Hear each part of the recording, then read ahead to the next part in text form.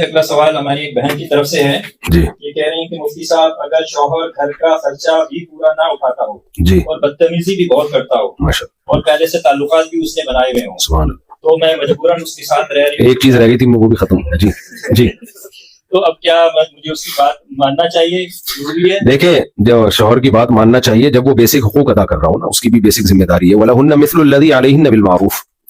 قرآن کہتا ہے عورت کی پر جو شوہر کے حقوق ہیں ان کی بھی وہی تاکید ہے، اور جیسے عورت پر جو شوہر کی ذمہ داری ہے تو تاکید کے لحاظ سے دونوں سیم ہے، اہمیت اور ویلیو کے لحاظ سے دونوں سیم ہے. تو بیسک نان نفقہ جو بیسک نان نفقہ ہے، بیسک اس لیے کہتا ہوں کہ وہ بھی کوئی اینڈ نہیں ہے، اس کی پھر انتہا نہیں ہے. جو بنیادی ضرورتیں ہوتی ہیں وہ بہرحال شوہر کے ذمے ہے، اگر وہ بھی نہیں کر رہا تو پھر عورت کے ذمے اس کی اطاعت لازم نہیں ہے. اور ادھر ادھر تعلقات رکھنا تو بہت، عورت سب کچھ برداشت کر لیتی ہے، یہ چیز نہیں برداشت ہوتی کہ ادھر ادھر انسان کے تعلقات ہوں اور مرد کے کسی اور عورت سے تعلقات ہوں.